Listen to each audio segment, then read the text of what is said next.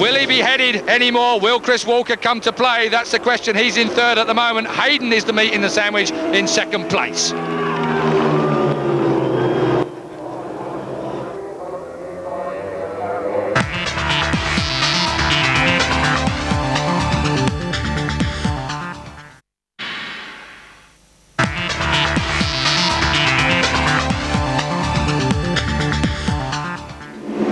You might have thought that Neil Hodgson's performance to come from the back row of the grid right the way through to lead this race in just 8 laps might have meant that he could have pulled away from the pursuing 4.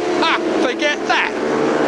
We have a 5-man dice for the lead, make it 6 if Mackenzie comes in range soon. And he's there. INS GSE Ducati's front and back, and Toseland's still right on the tail of Mackenzie. Make it 7-way because Toseland's there on the Demon Vimto Honda, but it is Hodgson that leads from 5. That is James Hayden, then it's 2. Walker, I was just checking to make sure that it wasn't going to be Steve Hislop because he's faster than Brook, as you can see, and here he is. But we're saying they call it Clay Hill. Now Lodge coming up. No, it's not. It's Druids. Druids and then Lodge. Always get those 2 right-handers mixed up. There you go. I'll give you a right-hander in a minute. Thank you very much. That's Druids. Lodge coming up now. Now we're down towards Lodge corner, into the braking area, and up the inside on the braking area. Yes, Sean Reynolds. Through he goes. Beautifully done. Just take the place, take your tarmac, sort that out, son. Dearsley then, onto the start and finish straight. This is what it looks like if you're backwards on the bike. Yes. Down towards Old Walker Hall. backs it in a lot, that's fair enough. That's good enough, isn't it? They might be reversing in a bit later on. Oh, Hizzy, Carl's a tight line there. I mean, Hizzy carries loads of corner speed. Very, very good. Down the avenue, on to Cascades, the left-hander at the bottom. It was a drop down the hill. Very easy to lose the bike through here. Many a motorcycle end up in that sand pit. That was Steve Plater's crash in qualifying, of course, down Cascades. That was not a little bike. It was not a little crash either. That's exactly what I meant. And we sorted that out. Through Island Corner then, out towards Shell. Glad you're here just to put me right. Now then, Hodgson has managed to tow the fast guys with him, but the rest are having to think about it a bit. Oh, out on wide one there. John Reynolds overshot it a little bit. Neil Mackenzie, though, he had a great ride here. Ooh, Mackenzie laid a big darkie down there coming out of Shell Corner.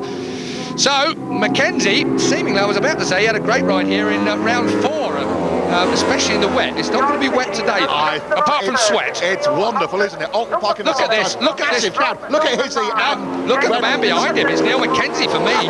Mackenzie has caught them, and Toseland's being towed up as well. This is Knickerbrook Corner.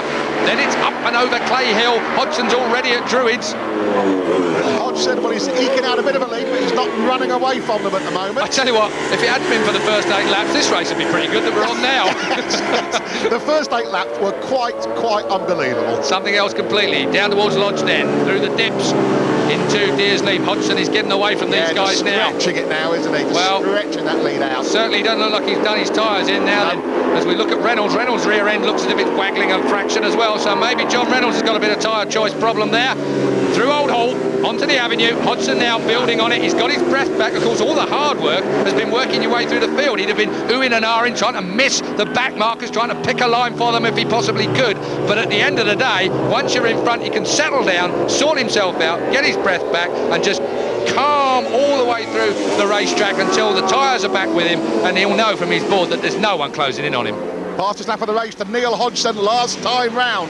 1:32.4, again, good enough for 3rd place on the grid. That would have been. That was lap 10, Keith. You're absolutely right. Those tyres are with him. Yeah, you've got to look there where you're really putting the power down thick out towards Folkestone chicane here. And Hodgson hardly making that bike move. In there a bit hot, though, yeah, won't be unhappy with that. Up and over Hilltop. Remember the spectacular wheelies from him, the Stalker here last time round. Hayden still in 2nd place. Walker still 3rd. Reynolds, but for how long? Because Hizzy is right on his case. Then number 7, the other INS caddy of Neil Mackenzie, 3 times British Superbike champion.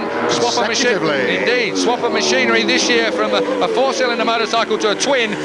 But I've got to say that the man still for me in this race, apart from the top 5, top 6 if you include Mackenzie, has been James Toseland, just 19 years old. Agreed. And really, you can't underestimate that young man. Last race we had, Keith, at Silverstone, watching him come through Woodcote from our commentary box up above the Apex tank was an illustration of just how hard he's riding that Honda. Astonishing stuff. Over the line then. We are on lap 12 of the 18. Oh, superb. I think we're unanimous in that, Jules, are we? That was classy. That was decisive. That was the hissing of all. Oh, but look, straight under him. Oh, John Reynolds is, yes, well, he's had a haircut as well. They all look like thugs this lot nowadays. They're all going for the number ones, aren't they, nowadays? It's definitely fine hair makes for fine performances, it would seem. There'll be some more visits to the barbers after this event, don't you think? Neil Mackenzie will be going for it as well now. He's the only one I don't think has had his head shaved. Here we go, down towards Shell then. Well, look at Hizzy running in so hot there. I was going to say, this is a bit of a thug-like corner, really, Shell, isn't it? Oh, Hizzy getting it down hard on towards Falston's corner now. This is the chicane. We're on the long 2.7-mile track, of course, here. It's the long international track, and that is the face of John Reynolds. If you can see it, it will scare you. It certainly was such a nice, unassuming chap off a motorbike. Not at Oltney, isn't it? That's very true. Completely changed faces from him and his teammate James Hayden, and there is James Hayden still leading Chris Walker. Chris Walker on the National Tyre Suzuki.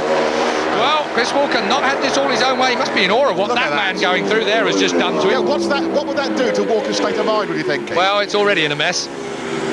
So, Chris Walker, I take it back, Chris Walker. You are a fine man and you are a fine rider, and without you, this series wouldn't be anywhere near as good as it is. Keith Ewan digging a hole and getting out of it. I'll try to. Oh, through comes Reynolds. Okay, Chris was listening to me too much, not concentrating on little John. The championship leader, let us not forget. Not for long, because if Hodgson manages to pinch this one and manages to pack I think Reynolds has got between him. Reynolds has got to be off the roster. Hizzy's around the outside of Chris Walker. We'll work mathematics out later, they're boring.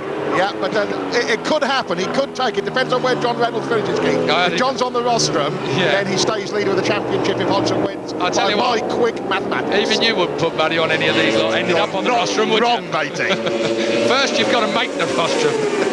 Make the checkered flag first. That's what I meant, yes. And Neil Mackenzie just hanging in there, speculating. Who would have thought you'd have seen Chris Walker? Mind you, he did struggle a little bit in qualifying. He only just made the front row of the grid in a closing. Whoa. Chris, yes, you were saying? Chris, slick tyres are meant to stay on tarmac. Knobbly tyres go on grass. Oh dear, there's a basic principle. Smooth as ever. He has ridden brilliantly. I would have thought he'd have cooked the tyres in those first Well, I mean, this is just it's been beautiful. This is just one more example for me about Neil Hodgson in his road to superstardom at world level again, because basically he didn't panic and he worked very hard. This year he's been prepared to fight, and I mean fight. Oh, he is smiling. So quick, get a camera. Colin Wright shows his teeth. Didn't think he had any. Never see him normally. I thought they were made of steel, like the Russian ice races. Yeah, call him Jaws. Exactly. James Bond. Anyway, carry on. I was looking at Neil Mackenzie on the other. Who's right there? He's right. I thought he'd been detached, but no, he's within range for sure. I'll tell you what, next to our commentary at Silverstone, which incidentally Hizzy was very happy with, because we were so pro Hizzy. We were his fan club for the afternoon. Well, next to Hizzy's revitalisation at Silverstone, of course, I would like to see Neil Mackenzie's revitalisation, possibly here at Oulton. Oh, there goes Walker. Walker back. Do you reckon Mackenzie's just winding himself up for Knock Hill then? He's winding us all up at the moment. Mind you, he must be looking in front of himself, thinking to himself, do I need this? He's probably thinking, wasn't like this in my day. Reynolds is back. Yeah, John Reynolds isn't, how shall I put this delicately, a young man either. Neither's Hizzy. No, neither's Hizzy. You've got a lot of the new and the old in this particular Superbike race. One of the new has cleared off at the front. Mind you, how can you call Neil Hodgson new? I know, because he was British 125s, 500 Grand Prix. 125 champion in the UK when he was 16, Neil? Going back to something like that. That was when Roger Burnett really used to look after him. So, Hodgson is cleared off. This is the battle for second place. Yes, it's a five-man battle. Tozen's been dropped off the back of it. On the back of it's that man there, number 7, Neil Mackenzie, with another great ride here at Oulton Park. Well, this is a rider's circuit, after all. Take away the fact that it's also one of the most dangerous circuits. Yes, indeed. The proximity of barriers and the like here, very, very close to the racing line. But the track itself, there are none better than Oulton Park. Absolutely agreed, Keith. A real 100-mile-an-hour average lap track. It is fantastic. Yeah, with corners though, real ones. Absolutely. And hills. That dip there is flattened out by the camera. The physical work and a lodge through Deer Leaf and over the start-finish. The bike isn't really straight ever.